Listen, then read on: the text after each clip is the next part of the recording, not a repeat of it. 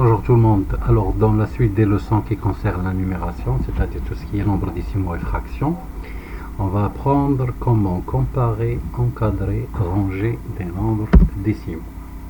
Alors, l'objectif, déjà on a vu que tout ce qui est placement des nombres décimaux, on a fait. On va répéter encore.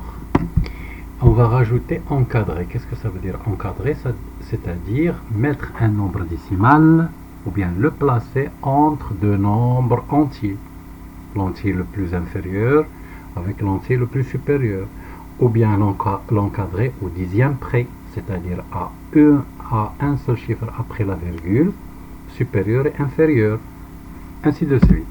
On y va. Alors rappel de ce qu'on a fait dans les 4 dernières leçons. Si on voit un peu ce qui concerne les nombres décimaux, on a vu tout ce qui est lecture, écriture et décomposition des nombres décimaux. Par exemple, le 13,65, on peut le lire différemment, c'est-à-dire on peut le lire 13 unités et 65 centièmes, ou bien on peut le lire 1365 centièmes, ou bien on peut le lire tout simplement, c'est 13 unités, virgule 65. La même chose, si je prends le nombre toujours 1365, c'est le nombre des centièmes. Pourquoi? Parce que 1365 divisé par 100, ça va nous donner exactement 13,65, notre nombre. Alors, 6 est le chiffre des dixièmes. 6 est le chiffre des dixièmes, ça veut dire que mon nombre, c'est 136 sur 10, qui va donner 13,6, et je complète. Bien, à vous maintenant, vous allez répondre à cet exercice que vous allez trouver dans un autre fichier. Bien, un autre exercice à faire. Voilà. Alors, je rappelle la droite graduée. Ici, j'ai le 1. Alors, entre le 0 et le 1, il y a 10 graduations ici. Ça veut dire que ici, ça sera 0,1. 0,2, 0,3, 0,4, 0,5, 0,6, 0,7, 0,8, 0,9 et plus 0,1, je suis à 1. Donc ici, ça sera 1,1, 1,2, 1,3. Ça, c'est au dixième. J'avance avec des dixièmes. J'avance avec des 1 sur 10. Maintenant, le nombre décimal 0,86. Pour cela, je dois partager entre le 0 et 1 par 10 gradations. Ça veut dire que ici c'est 0,1.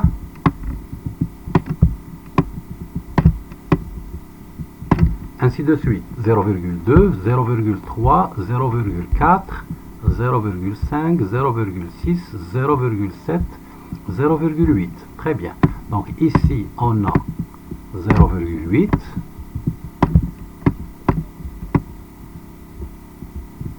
Et ici, on aura 0,9. Très bien. On va placer 0,86. Si ça c'est 0,8 et ça c'est 0,1, ça veut dire ici, on a également des graduations. Ça veut dire celui qui va suivre, ça sera 0,81. 0,82, 0,83, 0,84, 0,85 et 0,86. Elle est là. Donc c'est le même principe. Bien, un exercice. Là, il y a des graduations. Il y a une droite graduée. Là, on a le 2 et on a le 3. Donc ici, ça sera quoi? C'est au milieu. Ça sera toujours 10 graduations, ça sera 1, 2, 3, 4, 5. Donc ici c'est 2,5. Là ça sera 2, je vais vous aider un peu. Ça sera 2,2. vous complétez la suite. Alors maintenant la partie qui est nouvelle pour vous, c'est-à-dire l'encadrement du nombre décimal 4,67. Dans la droite graduée, le 4,76, il est compris entre 4 et 5. 4 et 5, ce sont des nombres entiers, donc ça c'est un encadrement à l'unité. Parce que 4 ici, c'est le chiffre des unités. Bien, au dixième près, le dixième près, le chiffre des dixièmes c'est 7. Donc 4,76 pardon, elle est comprise entre 4,7 et 4,8. Pourquoi encore, si vous voulez bien comprendre, vous n'allez qu'à rajouter ici un 0 pour bien comprendre. On a le droit de rajouter des zéros inutiles. Pour notre cas, ça sera ici 0,70 et ici 0,80. Et donc, le 4,76, il est compris entre 4,70 et 4,80. Mais ce qui nous intéresse, c'est de dire que ça, c'est un encadrement au dixième près.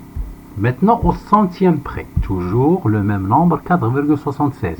Le 4,76, son chiffre des unités, c'est 6. Quel est le chiffre juste inférieur à 6? C'est le 5. Quel est le chiffre juste supérieur à 6? C'est 7. Donc, au centième près, le 4,76, c'est compris entre 4,75 et 4,77. On peut utiliser également, pour bien comprendre, le tableau de numération. Par exemple, je reviens au dixième près. 4,76, elle est là. Donc, un encadrement au dixième près, ça sera ici 7 et 8. Donc mon nombre, il est compris entre 4,7 et 4,8, ou bien 4,70, ou bien et 4,80. À vous maintenant.